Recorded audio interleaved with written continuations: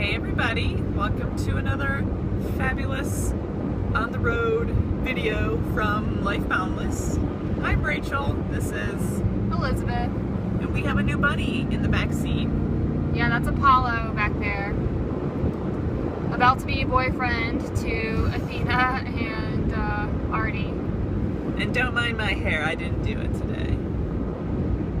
No.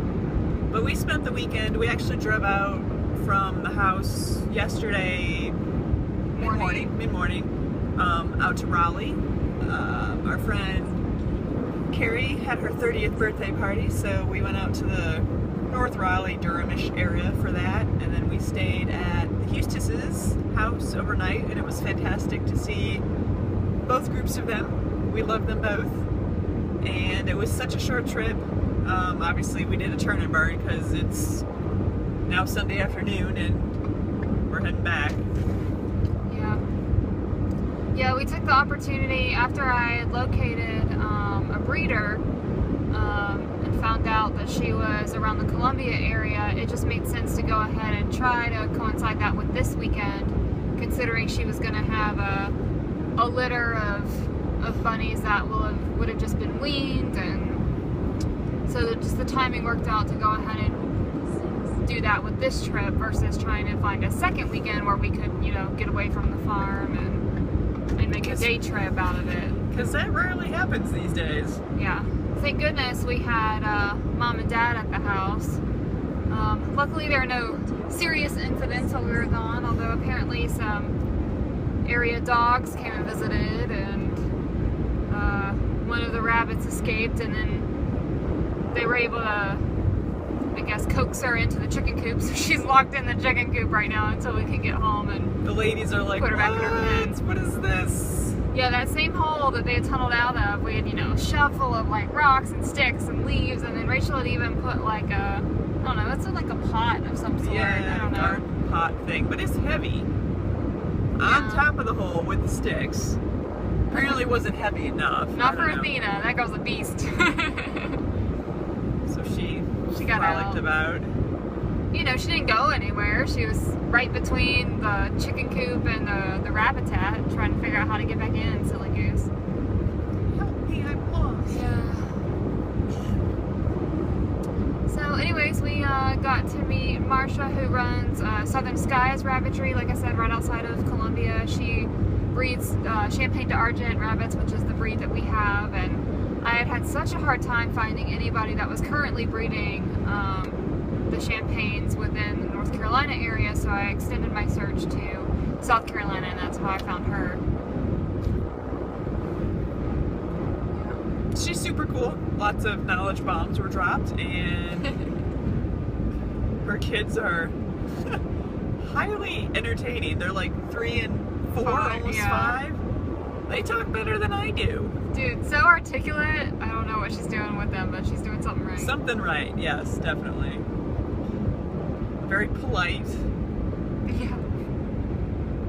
And I did get to see a potty ring, which she was explaining it to Elizabeth, and I was still walking in the door, and all I heard was there might be a potty ring in there, and I'm like, what? You don't clean your toilet? There was like I don't know what a potty ring is, but then I went in the bathroom, like, oh, it's like a kitty potty seat thing that fits over the big people's seat. So I learned something today. Note to self. So we had a great time, visiting with everybody and filling them in on all the stuff that we were doing, both with the farm and with school and work. And Rachel was having such a great time talking about all her ferments, and we even did some taste testing. You want to talk about that? I had brought along for Keith and Julie and the kids to sample, because I know Julie's gluten-free and dairy-free, right? Mm-hmm. And Keith has a lot of digestional issues as well, so I thought I'd bring some ferments that I just finished up, and everyone, including Jocelyn, Evan didn't try it, did he? No. But everyone really enjoyed the strawberry mint kombucha that I had. So far everyone seems to enjoy it more than the commercially bought stuff. It's not as potent and acidic and boom in your face. Yeah, not as sharp. That's a good word. Sharp. It's much easier to drink, I think. Yep. So it's lightly carbonated because you did the second fermentation. But I got another batch brewing at the house right now in the ferment closet that should be ready here soon for a secondary. And per the request of Penelope from the Veterans Healing Farm, little potlucker. How old is she? Like 3 or 4? 3 or 4, yeah. Little blonde ball of long curly hair. Of fire. Bless her heart. Bless her parents' heart. Well, that too. John and Nicole, hey! But she...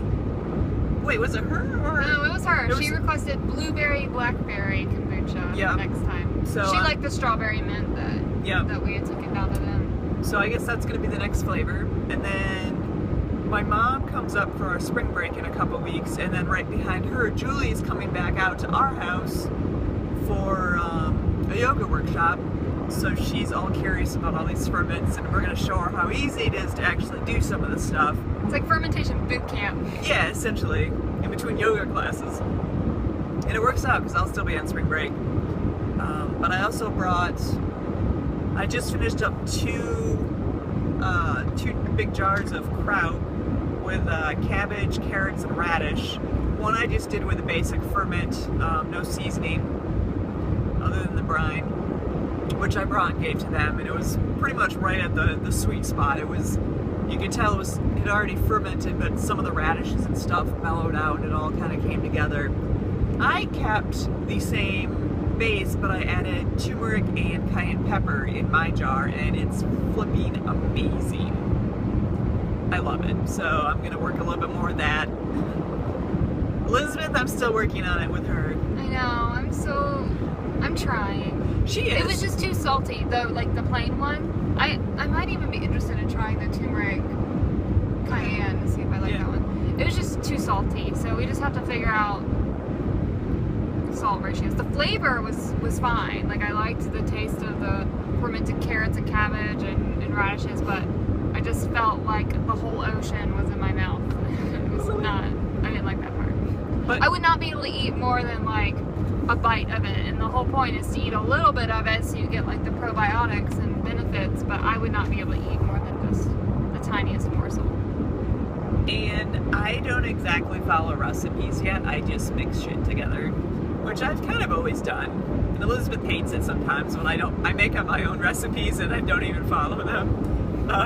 So I need to start taking some better statistics and direction, and then I can figure out what I need to tweak. Well, that's the downside, is like you don't know what how to fix. Like correct it, because you don't know what you did in the first place. So just hold this, hold that, and like, oh, this looks pretty. Sat there for like 5 to 10 days, something. But I have started to label the bottles with a date, so at least I know that. But I think I want to tweak some of it just to see how much salt you really need to get the juices and stuff pulled out and get that brine that you need for Elizabeth's benefit. I don't mind the salt. My doc's like, oh, just eat all the salt you need. I don't know, whatever. But it's been super fun. I'm really enjoying it. This semester in school has been pretty freaking amazing. Like, I know it's brewing, distillation, and fermentation, so I feel that since the name or the title of fermentation is in there, we should be doing more of it. But I guess it kind of all ties together because beer is obviously fermented. But last semester we focused on the very fundamentals and basics of beer. And I don't dislike beer, it's just not... You're just not passionate about it. Yeah, it's just not my thing. Like, I can definitely enjoy a good porter or stout or a vast array of a few other things, but I really enjoy the distillation, the great state of North Carolina, and then ferments are definitely topping that list. So like I said, I'm really enjoying this semester because it's all about fermentation and the microbiology of it, the heart and soul of it. And in production lab we've been doing a lot of just different ferments like crevasse and ginger beer, wine, ciders. Tell them about the yucca root stuff you made. Okay, the yucca root. So if you Google that stuff, there's a few more, like how they make it traditionally, but it's the yucca root, which is kind of like a white sweet potato with a harder skin on it, and it's grown in the more southern tropical equator-ish climates, so we don't really have it grown here, but we can get it in the supermarkets. But what you do is you just take that little bugger, peel it up, you gotta cook them either